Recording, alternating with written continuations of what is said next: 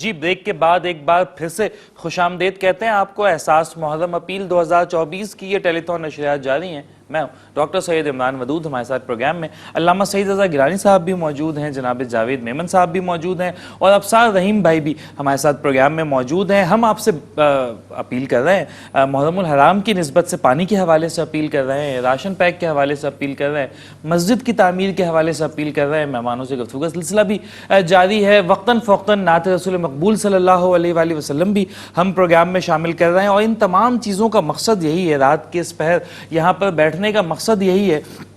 کہ وہ لوگ جو زندگی کی نعمتوں کو ان معنوں میں استعمال نہیں کر پا رہے ہیں جن معنوں میں ہم اور آپ استعمال کرتے ہیں, ان لوگوں کے لیے, ان کی پریشانیوں کو کم کرنے کے لیے, ان کے دکھوں کا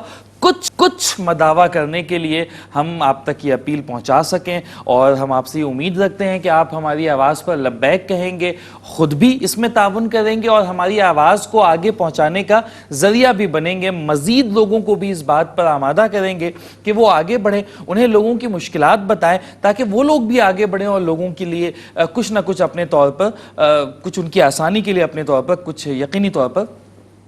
کر سکے. اسکرین پر آپ فوٹیجز بھی دیکھ رہے ہیں کہ کس طرح سے ہماری مائیں بہنیں جو ہے وہ جا کر وہ پانی لا رہی ہیں, اور دور دراز کے علاقوں سے, اور وہ پانی دیکھنے میں ہی ایسا محسوس ہو رہا ہے کہ قابل استعمال نہیں. اور پھر جہاں پر یہ ٹیوب ویلز لگا دیے گئے ہیں وہاں پر بچے کس قدر خوشی کے ساتھ, طمانینت کے ساتھ اور ہنستے کھیلتے اچھلتے کودتے وہاں پہ جا رہے ہیں اور پینے کا یہ صاف اور میٹھا پانی حاصل کر رہے ہیں. ان کے چہروں پر جو خوشی اس وقت ہم اسکرین پر دیکھ سکتے ہیں وہ ناقابل بیان ہے یقینی طور پہ. اور جو لوگ وہاں پر موجود ہوتے ہوں گے, جو والنٹیئرز ہمارے موجود ہوتے ہوں گے, یا کچھ ڈونرز بھی اگر وہاں پر جا کر اس طرح کی چیزیں دیکھتے ہوں گے, تو یقینی طور پہ انہیں بھی بہت خوشی محسوس ہوتی ہوگی. اگر آپ چاہتے ہیں کہ آپ بھی لوگوں کے لیے خوشی کا ذریعہ بنے, ان کے چہروں پہ مسکراہٹ لانے کا ذریعہ بنے, تو آپ نے تعاون کرنا ہے. اگر آپ پانی کے حوالے سے تعاون کرنا چاہتے ہیں تو $65 کے ساتھ تعاون کر سکتے ہیں. اگر آپ چاہتے ہیں کہ ایک خاندان کو ایک ماہ کے لیے راشن فراہم کر دیا جائے تو آپ نے 185 راشن $65 کا ہے, اور پانی کے لیے جو اسمال ہینڈ پمپ لگائے جا رہے ہیں وہ $185 کا ہے. اور اگر آپ چاہتے ہیں کہ ایک چھوٹی مسجد تعمیر کر دی جائے آپ کی جانب سے یا آپ کے کسی مرحومین کی جانب سے, تو اس کے لیے $9,500 کے ساتھ تعاون کرنا ہوگا. یہ وہ خصوصی پیکیجز ہیں جس کے لیے ہم فی الوقت اپیل کر رہے ہیں, لیکن میں ایک بار پھر بتاتا چلوں کہ ہمارے باقی پورٹلز بھی اوپن ہیں, باقی شعبہ جات بھی فعال ہیں الحمدللہ. آپ ان شعبہ جات میں سے کسی شعبے کا انتخاب کر کے ڈونیٹ کرنا چاہتے ہیں تو بالکل آپ کر سکتے ہیں. میں بتاتا چلوں کہ مسجدوں کی تعمیر کے حوالے سے بھی شعبہ موجود ہے, مدارس کی تعمیر کی جا رہی ہے, طلبہ و طالبات کو وظائف کی فراہمی کی جاتی ہے, ان کی فیسز دی جاتی ہیں, انہیں کتابیں دی جاتی ہیں, خواتین کی امپاورمنٹ ہے. اس کے علاوہ سادات کرام کی خدمت کے حوالے سے, پھر جو مختلف تہوار ہوتے ہیں, عید بقرعید کے تہوار ہوتے ہیں, ان تہواروں پر بچوں کے لیے عیدی کی فراہمی بھی ہوتی ہے, بچوں کے لیے تحائف کی فراہمی بھی ہوتی ہے, مکانات بھی بنا کر لوگوں کو دیے جاتے ہیں, ہیلتھ کیمپس بھی لگائے جاتے ہیں, اور بہت سارے دیگر شعبہ جات بھی الحمدللہ فعال ہیں. تو آپ اگر ان تینوں کے علاوہ کسی اور شعبے میں دلچسپی رکھتے ہیں ڈونیٹ کرنے کے لیے تو بالکل آپ ان شعبہ جات میں بھی ڈونیٹ کر سکتے ہیں. اکاؤنٹ نمبرز اسکرین پر موجود ہیں, IBAN نمبرز موجود ہیں. آپ دنیا بھر میں کہیں بھی موجود ہوں, آپ کہیں سے بھی ہمیں دیکھ رہے ہوں, آپ اپنی رقوم ہم تک آن لائن ٹرانسفر کے ذریعے بھیج سکتے ہیں, بینکرز چیک کے ذریعے بھیج سکتے ہیں, آپ پے آرڈر جمع کروا سکتے ہیں ہمارے فاؤنڈیشن کے نام پر, آپ آن لائن ٹرانسفر کر سکتے ہیں, آپ چاہیں تو ویزا اور ماسٹر کارڈ کے ذریعے بھی پیمنٹ کر سکتے ہیں. اس کا طریقہ کار بہت ہی آسان ہے. ہماری ویب سائٹ اس وقت اسکرین پر موجود ہے, ویب سائٹ پر لاگ ان ہو, سامنے آپ کو پورٹل دکھ جائے گا, پورٹل پہ کلک کریں, جس شعبے میں آپ ڈونیٹ کرنا چاہتے ہیں اس شعبے کا انتخاب کریں, اپنی رقم بتائیں اور پھر اسے آپ ویزا یا ماسٹر کارڈ کے ذریعے ہمیں بھیج سکتے ہیں. کہنے کا مقصد یہ ہے کہ رقم منتقلی کا کوئی بھی ذریعہ اختیار کرتے ہوئے آپ اپنی رقوم ہم تک بھیج سکتے ہیں. انشاءاللہ آپ کی جانب سے دی گئی عطیات پوری ایمانداری, ذمہ داری اور صلاحیتوں کے ساتھ انشاءاللہ مستحقین تک, ان کے گھر کی دہلیز تک اور ضرورت مندوں کی دہلیز تک انشاءاللہ وہ رقم یا اس رقم سے جو بھی چیز حاصل کی جائے گی وہ ان لوگوں تک بالکل پہنچائی جائے گی. پروگرام میں اس حوالے سے مزید تفصیلات بھی آپ سے شیئر کریں گے, لیکن پروگرام کے اس سیگمنٹ کے آغاز میں بھی ہم چاہیں گے کہ پہلے نعت رسول مقبول صلی اللہ علیہ وآلہ وسلم پروگرام میں شامل کریں اور پھر اس کے بعد مہمانوں سے گفتگو کا سلسلہ بھی رہے گا. اب صاحب بھائی تشریف رکھتے ہیں. اب صاحب بھائی پلیز. ایک میں ہی نہیں ان پر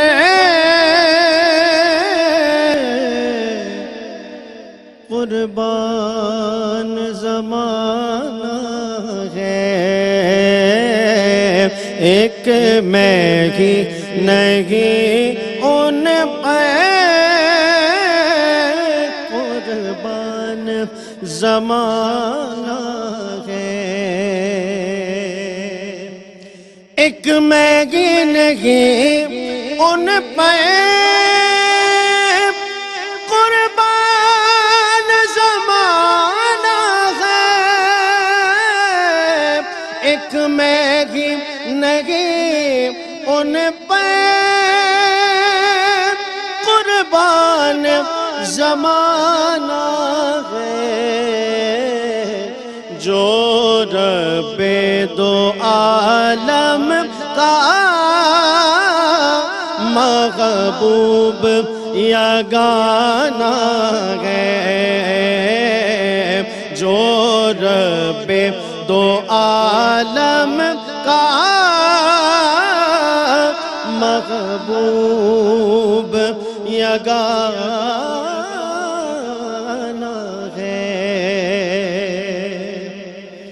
کل پل سے ہمیں جس نے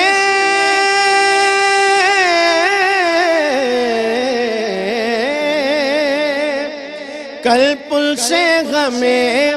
جس نے خود پار لگانا ہے. کل پل سے ہمیں جس نے خود پار لگانا ہے. زہرا کا وہ بابا ہے حسنین کا نانا ہے. زہرا کا وہ بابا ہے حسنین کا نانا ہے. آؤ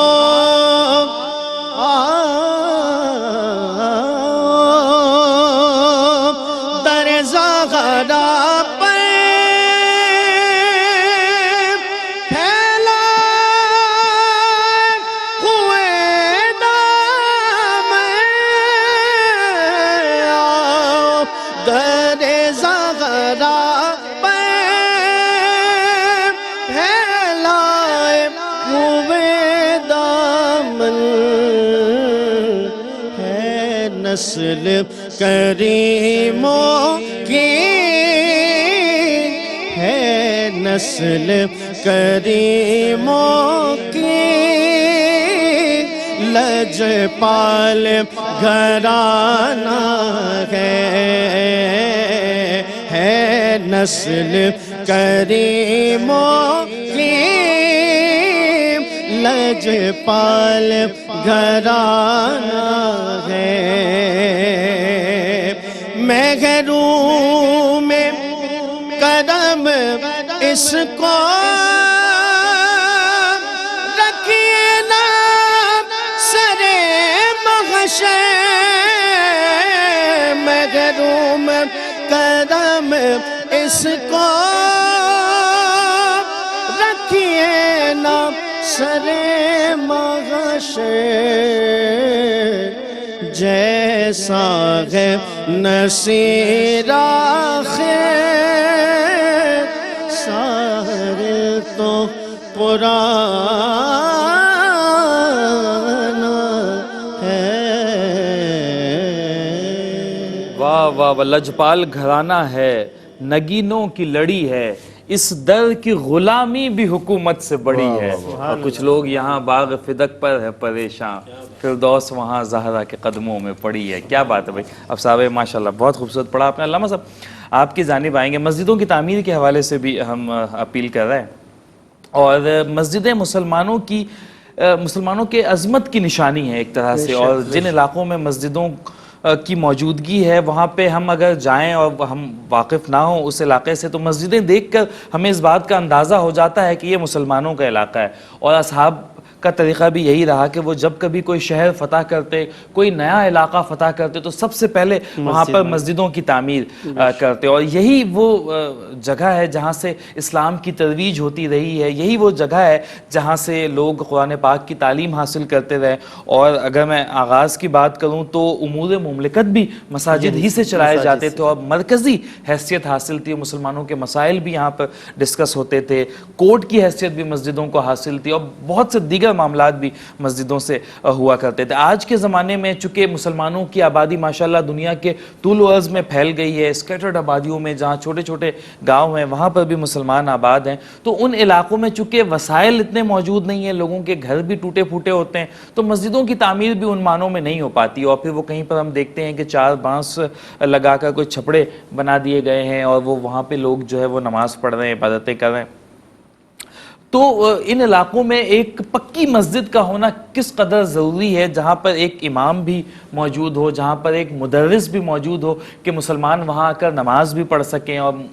بچے یا بچیاں یا بڑی عمر کے لوگ بھی آ کر وہاں پر دین کی تعلیم بھی اور قرآن کی تعلیم بھی حاصل کر سکیں، یہ کس قدر ضروری ہے؟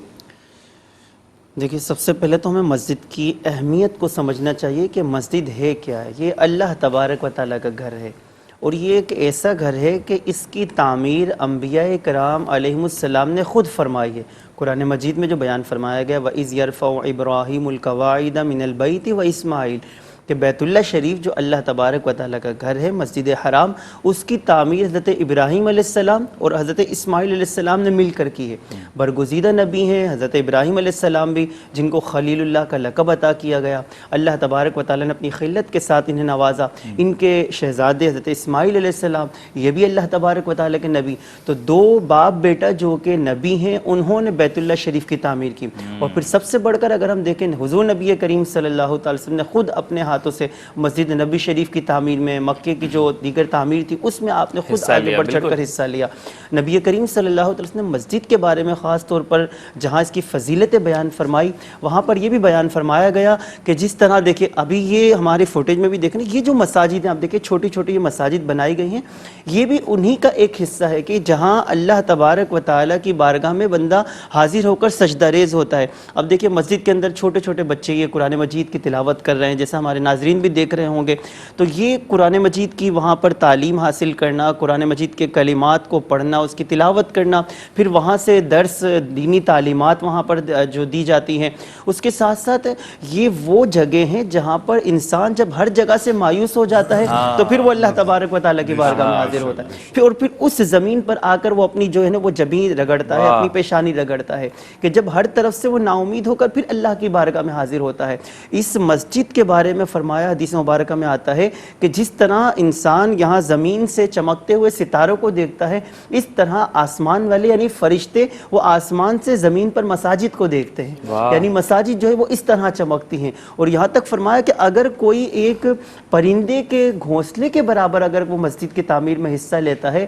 اللہ تبارک و تعالیٰ اس کے لیے جنت میں گھر بنائے گا، اور جس نے اللہ تبارک و تعالیٰ کی رضا کے لیے مسجد بنائی، جنت میں اللہ تبارک و تعالیٰ اس کے لیے یاقوت اور موتیوں سے گھر بنائے گا۔ اچھا، جب ہم مسجد کی بات کرتے ہیں، مسجد دیکھیے ایسی ہے کہ اس کا ایک ایک حصہ، زمین کا ایک ایک ٹکڑا، چونکہ وہ اللہ تبارک و تعالیٰ کا گھر شمار ہوتا ہے، تو وہاں پر بے شمار عبادتیں، وہاں پر اللہ تبارک و تعالیٰ کی بارگاہ میں سجدے بھی کیے جاتے ہیں، وہاں پر آ کر بندہ گڑ گڑاتا ہے، توبہ استغفار کرتا ہے، اپنی پریشانیاں اپنے رب کے حضور پیش کرتا ہے، پھر وہاں پر قرآن مجید کی تلاوت ہوتی ہے، ذکر اذکار کیا جاتا ہے۔ یہ جو مسجد صرف اس فرش کا نام نہیں، بلکہ جو در و دیوار ہیں، اس پر جو چھت ہے، وہاں پر جتنی سہولیات دی جائیں، اللہ تبارک و تعالیٰ سب اس میں جو جس طرح سے حصہ ملاتا ہے، رب تعالیٰ ان سب کو اجر عطا فرماتا ہے۔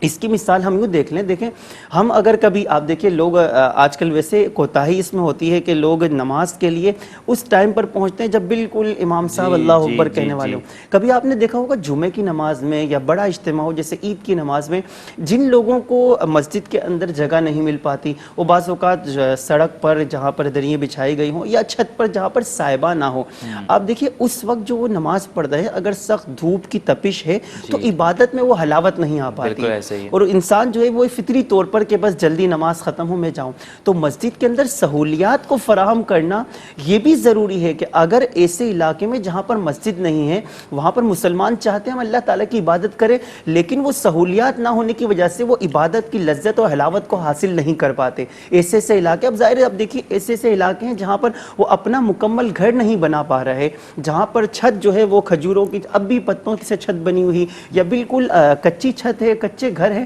تو مسجد کی تعمیر نہیں کر پاتے، تو وہاں پر ایک چھوٹی مسجد ہی بنا دینا۔ اب علاقے میں جتنے لوگ ہیں وہاں پر بآسانی آ کر وہ نماز پڑھیں گے، 4 پنکھے لگا دیے گئے، کچھ لائٹیں لگا دی گئی، یہ بظاہر دیکھنے میں ہمارے لیے یعنی ہم جو شہروں میں رہتے ہیں ان کے لیے تو ایک چھوٹی سی مسجد ہوگی، لیکن وہاں کے رہنے والوں کے لیے بہت بڑی اللہ کی نعمت ہوگی کہ وہ جب وہاں پر آ کر سجدہ ریز ہوں گے، عبادت کریں گے، قرآن مجید کی تلاوت کریں گے، اللہ تبارک و تعالیٰ کی بارگاہ میں دعائیں کریں گے، تو یہ مسجد بنانے والوں کو اللہ تبارک اتنا اجر و ثواب عطا فرمائے گا کہ یہ وسیلہ بنے ہیں اللہ تبارک و تعالیٰ کی بارگاہ میں، جو لوگ عبادت کرنا چاہتے تھے ان کے لیے وسیلہ بنے ہیں۔ تو مسجد تو ایسی چیز ہے کہ یہ نبی کریم صلی اللہ تعالیٰ علیہ وسلم، دیگر انبیاء کرام کا بھی ایک طریقہ کار، ان کی سنت رہی ہے۔ ہمیں اس چیز کو بھی دیکھتے ہوئے کہ ہم ان انبیاء کرام کے نقش قدم پر چلتے ہوئے، ہم حضور نبی کریم صلی اللہ تعالیٰ علیہ وسلم کی پیروی کرتے ہوئے، آپ کے اسوہ حسنہ پر عمل کرتے ہوئے، اور یہ سوچ کر کہ ہم اللہ تبارک و تعالیٰ کے گھر کو تعمیر کریں گے، اور جو اللہ کے گھر کو تعمیر کرے گا، ہمارا دین ہمیں یہ سکھاتا ہے کہ جو کسی نیکی کی طرف رہنمائی کرے، الدال علی الخیر فاعلہ، او کما قال نبی صلی اللہ تعالی وسلم، فرمائے نیکی کی طرف رہنمائی کرنے والا اس کو بھی اللہ تبارک و تعالی نیکی کرنے والے کی مثل اجر عطا فرماتا ہے۔ یعنی آپ دیکھیے کسی نے مسجد کے لیے کچھ رقم دے دی اور وہ اس کے ساتھ وہاں پر اگر کوئی مسلمان نماز پڑھتا ہے، اب اس نماز پڑھنے والوں کو تو اپنی نماز کا ثواب ملے گا، لیکن جس نے اس میں حصہ ملایا ہے اللہ تبارک و تعالیٰ اس کو بھی اس کی نماز کے برابر ثواب عطا فرمائے گا، اور اس کے ثواب میں کوئی کمی نہیں ہوگی۔ اب آپ دیکھیے ایک مسجد کے اندر کتنے نمازی نماز پڑھتے ہیں،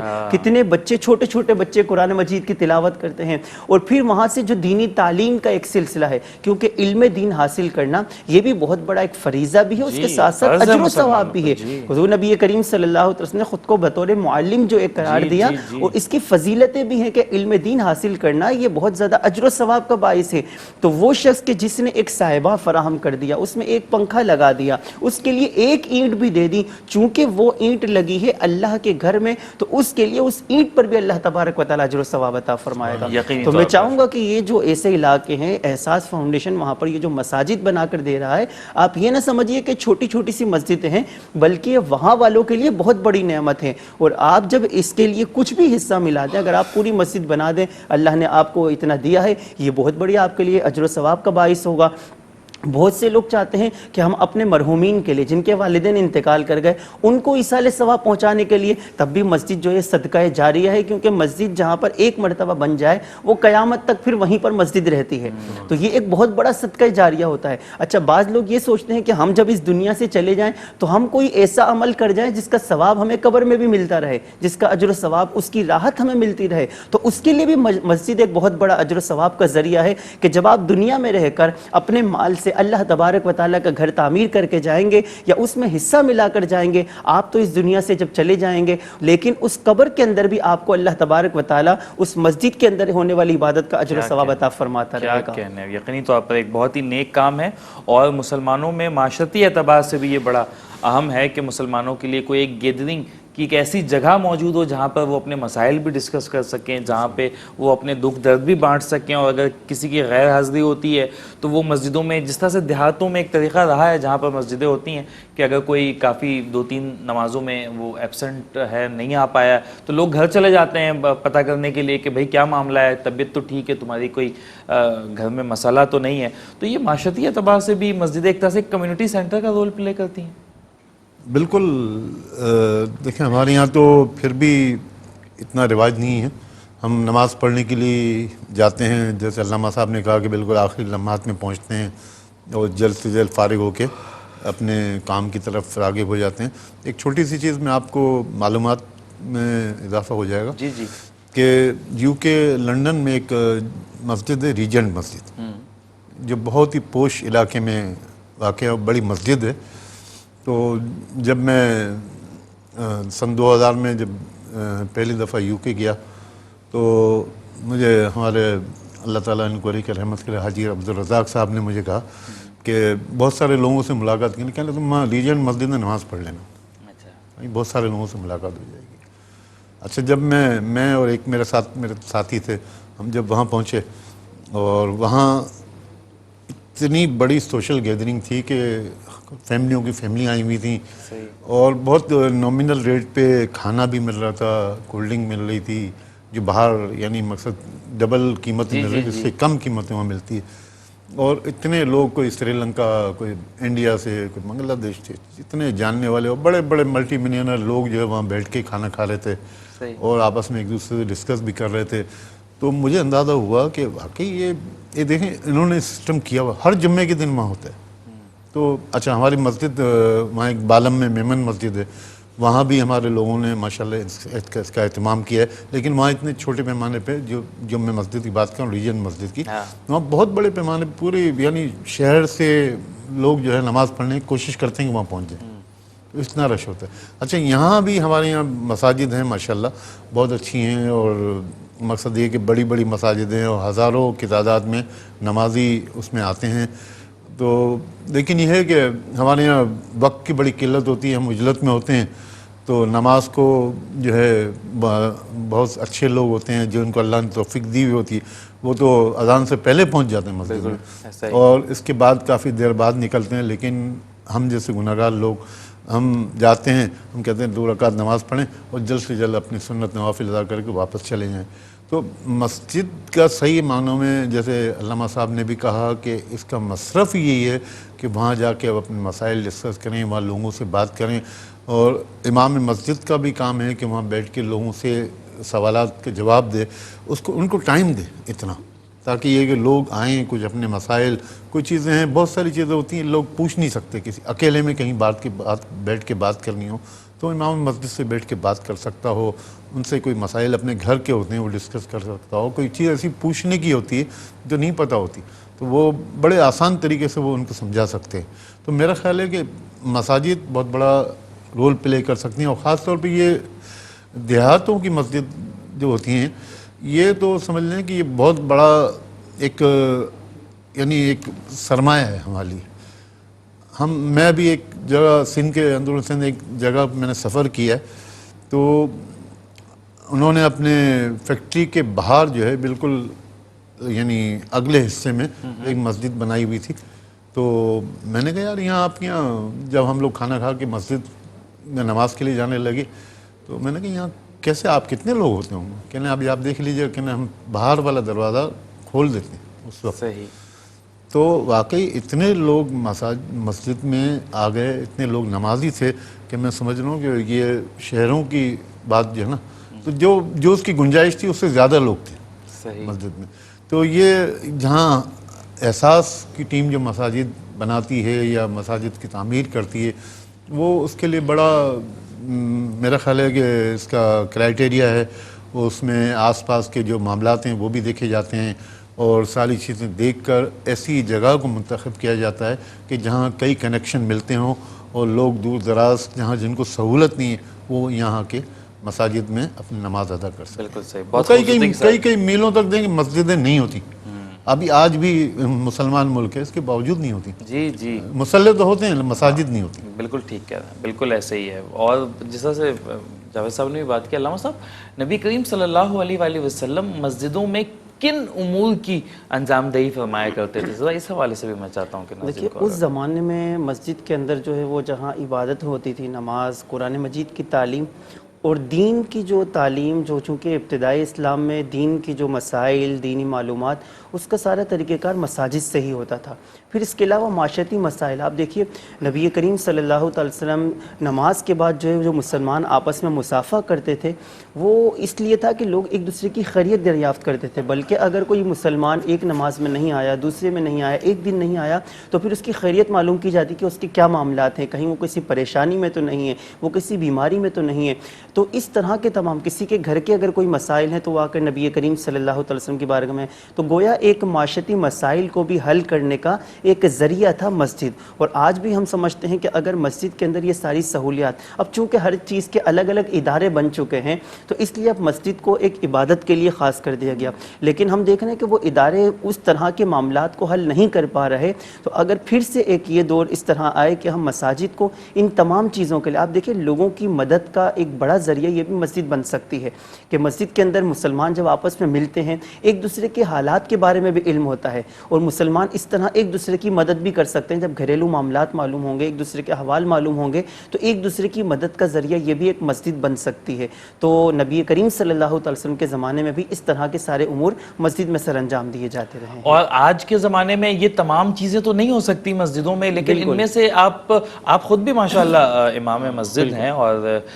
تو ان میں سے کون سی چیزیں ہیں جو فی زمانہ مسجدوں میں ہو سکتی ہیں, اور آپ ذرا اپنی مسجد کے حوالے سے بھی اگر بتانا چاہیں کہ ہمارے ہاں نماز اور قرآن کی تعلیم کے علاوہ کیا سرگرمیاں ہیں؟ ہمارے ہاں چونکہ اب ہر چیز کے اپنے الگ ادارے بن چکے ہیں, چیزیں معاملات وغیرہ ظاہر ہے ہمارے ملک کے الگ ہیں, باقی دیگر ممالک میں کچھ اس طرح ہے کہ وہاں مسجد کو اس طرح بنایا جاتا ہے کہ مسجد یعنی نماز پڑھنے کی جو جگہ ہے وہ الگ ہے, اس کے ساتھ پھر جو ہے وہ کوئی جس طرح آپ بتایا کہ وہاں کھانے پینے کی چیزیں وغیرہ وہ اس حصے میں الگ حصہ ہے, اس کے ساتھ بچوں کا پلے ایریا بنایا گیا ہے کہ وہاں پوری فیملی کی طرح لوگ آتے ہیں, چھوٹے بچے وہاں پر رک گئے نماز پڑھنے والے وہاں پر. لیکن ہمارے چونکہ وہ جگہ نہیں ہے اس طرح مساجد کہ یہ الگ الگ حصے نہیں بن سکتے, لہٰذا ہمارے یہاں صرف ایک ہی حصہ ہوتا ہے جس میں نماز پڑھنے کا جو حصہ ہوتا ہے یا اس میں بچے قرآن مجید کی تعلیم حاصل کرتے ہیں یا وہاں سے جو ہے وہ دینی تعلیم دینی مسائل جو ہیں وہ بیان کیے جاتے ہیں. ہمارے ہاں آج کل جو پاکستان کی مساجد ہیں ان میں یہ ہے چونکہ ہمارے یہاں جگہ اس طرح نہیں ہیں. آپ اپنی مسجد میں کن چیزوں کا ہمارے ہاں چونکہ یہی میں نے جس طرح بتایا کہ ہمارے قرآن مجید کی تعلیم ہوتی ہے مسجد کے اندر, نمازیں ہوتی ہیں,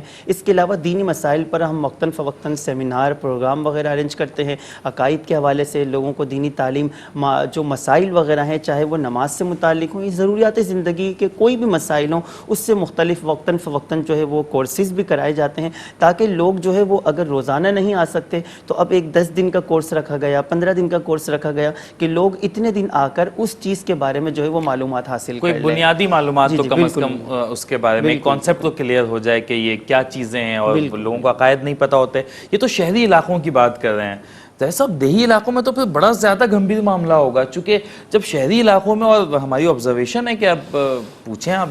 10 لوگوں کو مارکیٹ میں جائیں اور 10 لوگوں کے سامنے آپ کو ایک بنیادی سا سوال رکھ دیں کہ نماز میں فرائض کتنے ہوتے ہیں, تو شاید وہ نہ بتا پائیں ان میں سے 3-4. ویسے اچھا گمان رکھنا چاہیے لیکن ایک حقیقت ہے, فیکچوئل بات ہے. تو دیہی علاقوں میں تو یہ معاملہ بہت زیادہ پیچیدہ ہوگا, لوگوں کو تو بالکل بنیادی چیز, چونکہ اویئرنیس کی تو ہر اعتبار سے یہی کمی ہے. ہم پانی کے حوالے سے بات کر رہے تو انہیں صاف پانی اور گندا پانی اس میں بھی کوئی خاص فرق وہ بیچارے نہیں کر پاتے, پھر کھانے پینے کے معاملات میں بھی وہ, تو بالکل اسی طرح سے دینی معاملات میں بھی وہ. تو آپ کس طرح سے لوگوں کو موٹیویٹ کریں گے کہ یار یہ دیہی علاقوں میں مسجدوں کی تعمیر جو ہے وہ بہت اشد ضرورت ہے اس وقت کی, کیسے آپ موٹیویٹ کریں گے؟ دیکھیں چھوٹی سی بات میں آپ کو بتاؤں کہ جو ہمارے گاؤں دیہات ہیں نا وہ ہم تو ٹی وی میں یا کیا نام ہے اخبارات یا اس میں جو دیکھتے ہیں ایسا ہے نہیں. وہاں سہولتیں انتہائی مخدوش سہولتیں اور نہ ہونے کے برابر ہیں. وہ اپنا مائک بھی اسٹارٹ کرتے ہیں تو وہ اس طرح کرتے ہیں کہ ان کی لمٹ ہوتی ہے کہ وہ خطبے تک یا اذان تک یا نماز تک, اس کے بعد بند کرنا ہے انہوں نے. یعنی پیسے ان کے بجٹ کے حساب سے اعتبار سے, جیسے ہمارے شہروں میں ہوتا ہے کہ علامہ صاحب نے تقریر کر لی, کوئی آج دن ہے تو انہوں نے اس دن کی مناسبت تک تقریر کی, تو وہاں اس طرح کا تھوڑا سا رجحان بہت مشکل ہے.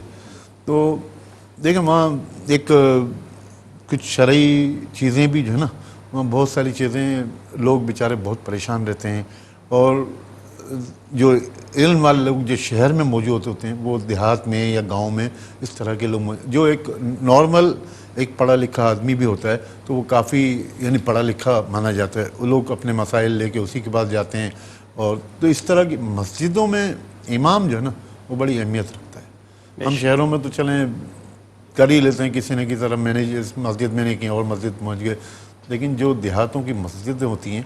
اس میں اچھے امام بھی آپ کو نومینیٹ کرنے پڑتے ہیں، جن کو معلومات ہوں، جو سب چیزوں کو جانتے ہوں، شرعی تقاضوں کے بارے میں علم ہو. خالی مسجد بنا دینا کوئی اتنا بڑا کام نہیں ہے، اس کو اس حساب سے چلانا اور شرعی طور پہ اس کو صحیح طریقے سے اسلامی اقدار کے مطابق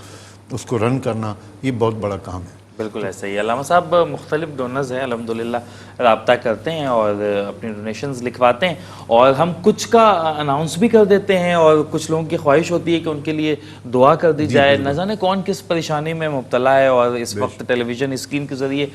کتنے ہزاروں یا لاکھوں لوگ ہمیں دیکھ رہے ہیں. ہم اگر دعا کریں اور کوئی اس پر آمین کہہ دے تو کس کی آمین کے صدقے اللہ تعالیٰ دعا قبول کر لے اور انہیں ان پریشانیوں سے نجات دے لے. تو بہت سے دوست الحمدللہ رابطہ کر رہے ہیں اور ڈونیٹ کر رہے ہیں. ہماری بہن نجمہ محمد یو ایس اے سے انہوں نے رابطہ کیا، $190 انہوں نے ڈونیٹ کیے. اس کے علاوہ بھی ہیں، ایک کا نام ہم یوں لے رہے ہیں کہ ایک لوگوں کو تحریک بھی ملے، اور اس کے علاوہ یہ کچھ پریشانیوں میں مبتلا ہے. ایک مختصر سی دعا ہماری بہن کے لیے فرما دیجیے علامہ صاحب. بسم اللہ الرحمن الرحیم، الحمدللہ رب العالمین، الصلاۃ والسلام علی سید الانبیاء والمرسلین، یا مالک مولا یا ارحم الراحمین. ہماری اس کاوش اور اس کوشش میں جو ہم اپنے ان مسلمان بھائیوں کے لیے کر رہے ہیں، اس میں جو جس طرح سے حصہ ملا رہے ہیں ان کے اس حصے کو، اس ڈونیشن کو اپنی بارگاہ میں قبول فرما. اے کریم پروردگار، ہماری بہن نجمہ بیگم انہوں نے جو حصہ ملایا ہے، مالک مولا اس سے بھی اپنی بارگاہ میں قبول فرما، اس کا بہترین اجر عطا فرما. اس کی برکت سے ان کی جو مشکلات پریشانیوں سے دور فرما، ان کے رزق میں، کاروبار میں برکتیں وسعت عطا فرما. اور بھی جتنے بھی لوگ جنہوں نے ہمارے ساتھ یہاں پر تعاون کیا، تعاون کر رہے ہیں یا اور جو کریں گے، یا مالک مولا تمام کو اس کی برکتیں عطا فرما. وصلی اللہ تعالی علی خیر خلق محمد وآلہ وصحبہ اجمعین برحمتک یا ارحم الراحمین. اب کوئی شخص یہ سوچتا ہو کہ مسجد تو تعمیر ہو گئی، تو اب اگر میں اس میں اگر کوئی فنڈ دوں گا تو وہ مسجد کے لیے شمار نہیں ہوگا، بلکہ وہ بھی مسجد ہی کے لیے شمار ہوگا. بلکہ آپ اس کا مثال یوں دیکھ لیجئے کہ اگر کوئی شخص ایک پنکھا لگا دیتا ہے، ایک بلب کسی مسجد میں لگا دیتا ہے، اب اس پنکھے کے نیچے جو نمازی نماز پڑھ رہا ہے وہ راحت پا رہا ہے. ایک بلب کی روشنی سے جو نماز پڑھ رہا ہے، قرآن مجید کی تلاوت اس بلب کی روشنی میں دیکھ کر رہا ہے، تو اس کو ایک بلب لگا دینا یا ایک پنکھا فراہم کر دینا، یہ بھی اس کے لیے مسجد ہی میں حصہ ملانا شمار ہوگا. اور آج کل کے دور میں بہت سے ایسی جگہ ہیں، آپ دیکھیں مسجد کی تعمیر کے ساتھ ساتھ وہاں کے جو اخراجات ہیں وہ اتنے بڑھ چکے ہیں. ہمارے یہاں آپ دیکھیں بجلی کے بل وغیرہ مساجد کے بہت زیادہ بڑھ چکے ہیں. تو جو لوگ جن کے علاقوں میں اگر وہ مساجد کی تعمیر نہیں ہو رہی تو وہ اس اعتبار سے بھی اپنے اپنے علاقوں میں مساجد کے ساتھ تعاون کریں کہ وہاں کے جو اخراجات ہیں اس میں اپنا حصہ ملائیں، کیونکہ یہ بھی اللہ تبارک و تعالیٰ کے گھر ہی کو بہت بڑھتے جا رہے ہیں. جس طرح سے گھر کے اخراجات بڑھ رہے ہیں، ابھی ہم نے وہ فوٹیج دیکھی کہ بجلی کے بل کی وجہ سے ایک مسجد کو امام مسجد تالا لگانے پر مجبور ہو گیا. بھائی آپ کو یہ سن کے بڑے حیرت ہوگی کہ آپ دیکھیے ہمارے گھر میں 2 پنکھے 3 پنکھے چلیں گے، بل یونٹ جو ہے وہ 200. ہمارے ہاں تو ایک بڑے افسوس کے ساتھ یہ کہنا پڑتا ہے، اب یہ جو یونٹ کا جو حساب ہے کہ 200 کے بعد اب یونٹ کا ریٹ یہ کر دیا گیا 300 کے بعد ہی. اب ایک مسجد ہے جس میں 30 پنکھے 40 پنکھے لگے ہوئے ہیں، آپ خود دیکھیے اس کے یونٹ تو لازمی طور پر 500-600 تو جائیں گے آپ وہاں پہ. اچھا پھر ہمارے ہاں ایک اور زیادہ کہ اب مساجد کو کمرشل میں ڈال دیا گیا، مساجد جو ہے وہ کمرشل میں ڈال دیا گیا. اب وہی ایک یونٹ جو ہے وہ 40 سے 50 روپے پر جا رہا ہے. اللہ تبارک و تعالیٰ کے گھر میں آپ دیکھیے کہ ایک یونٹ 40-50 روپے 60 روپے جا رہا ہے. تو یہ ہمارے جو ایسے ادارے ہیں انہیں بھی سوچنا چاہیے کہ اللہ تبارک و تعالیٰ کے گھر کے لیے کچھ تو خوف خدا کریں. یہ اللہ تبارک و تعالیٰ کا گھر ہے، اس کے ساتھ اگر آپ تھوڑا تعاون کریں گے، مساجد کے لیے آپ اگر کوئی ایسا الگ سے کوئی بجٹ بنا دیا جائے یا ان کے لیے کوئی الگ سا ایسا پیکیج یا ٹیرف نکال دیا جائے کہ جو اللہ کے گھر ہیں، ورنہ تو ہونا تو یہ چاہیے. بلکہ مجھے یاد ہے کہ جب میں پہلے جہاں پر نماز پڑھتا تھا وہاں پر مجھے ایک شخص آیا اور اس کو حیرت ہو رہی تھی، غالباً وہ خیبر پختونخوا سے اس کا تعلق ہے، تو اس زمانے میں اس کو حیرت ہو رہی تھی کہ مسجد کا بھی بل آتا ہے. تو میں نے کہا کہ ہمارے ہاں کراچی میں تو بل آتا ہے مسجد کا، تو ہو سکتا ہے کچھ علاقے ایسے بھی ہوں جہاں لوگوں نے اپنے طور پر مسجد ایسی بنائی ہو کہ انہوں نے اس کے سارے انتظامات اپنے ذمے لیے ہوں، لیکن چونکہ ہمارے ہاں وہ کے پی میں چھوٹے چھوٹے ہائیڈرو پروجیکٹس ہوتے ہیں نا، ہائیڈرو پاور پروجیکٹس ہوتے ہیں، تو وہ ایک گاؤں کے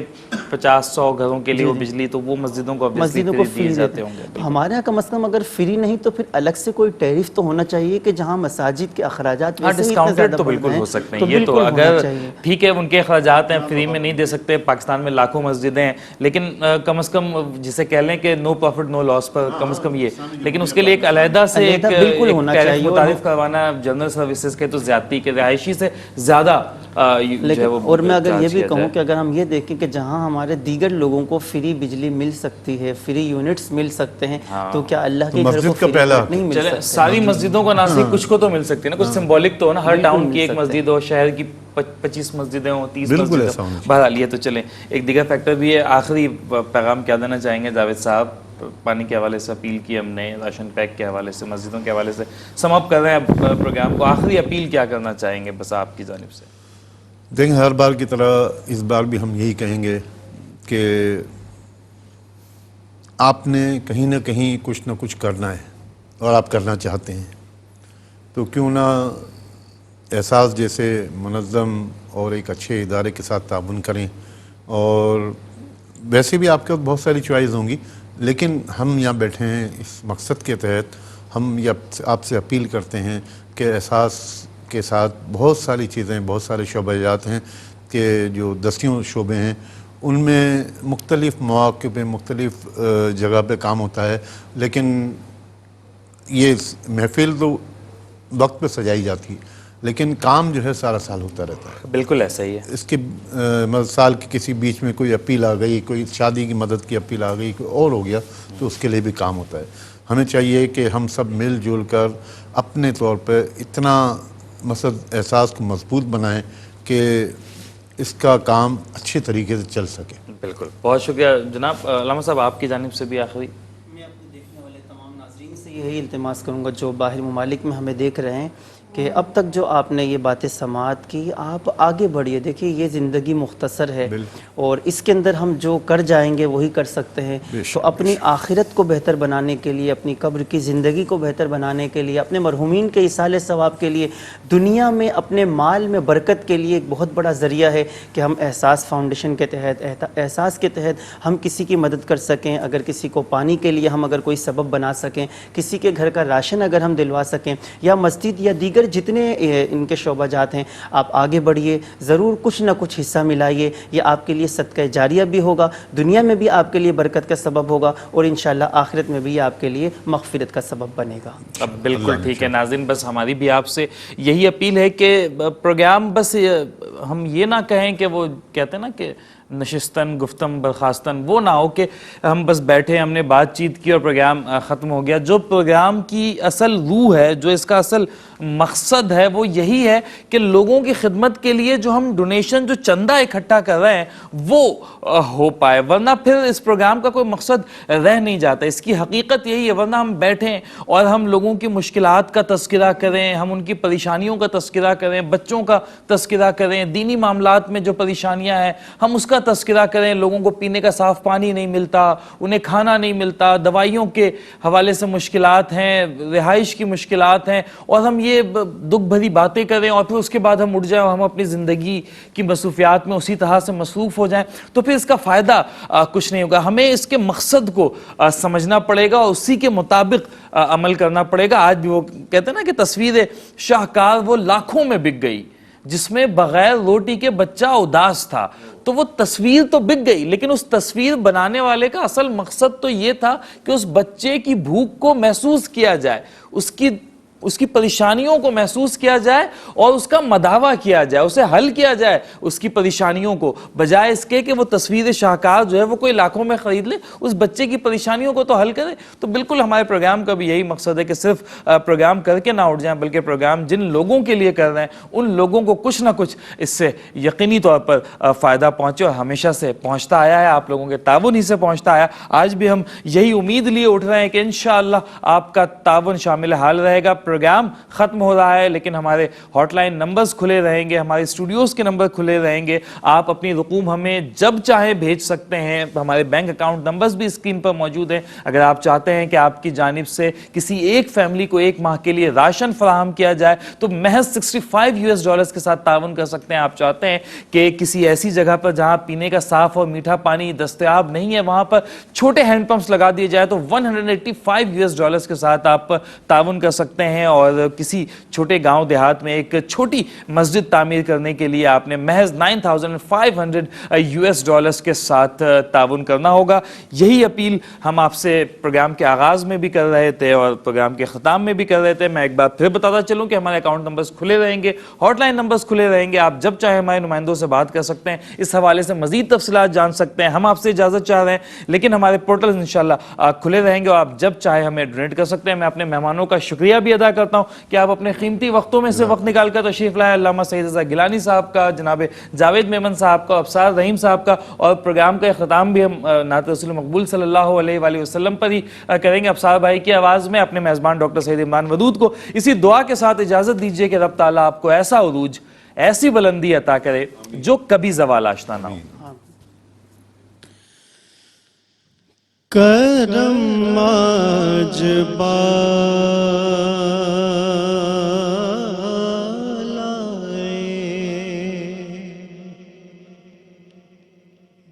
بام گیا ہے,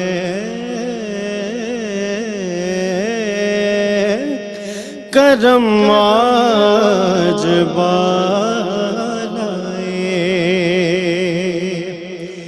کرم آج بالا باما گیا ہے, زباں پر محمد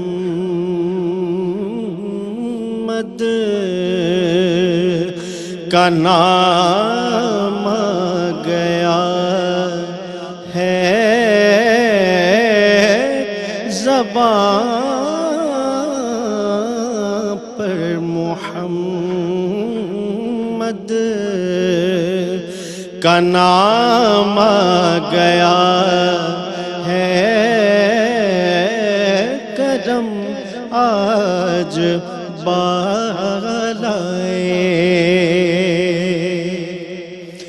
مجھے مل گئی ہے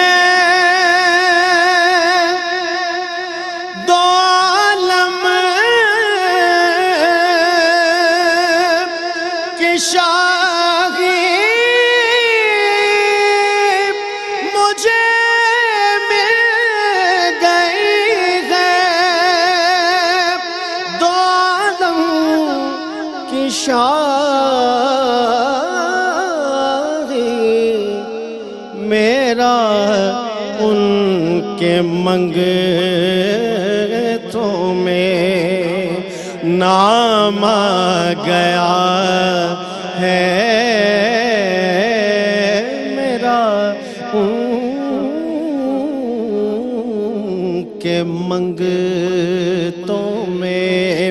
نام گیا ہے. کرم آج بالائے,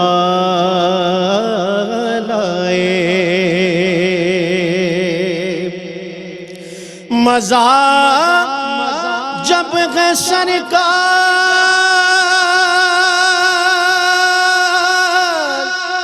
مزہ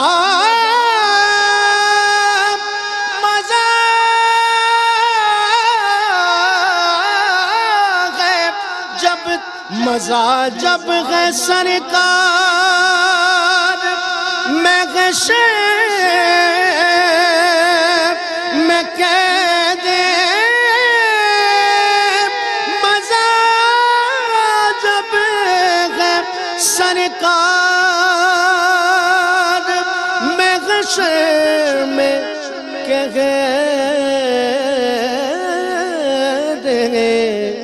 وہ دیکھو ہمارا غلام آ گیا ہے، وہ دیکھو ہمارا غلام آ گیا ہے، کرم آج بالائے بام آ گیا ہے، زبان پر محمد کا نام آ گیا ہے۔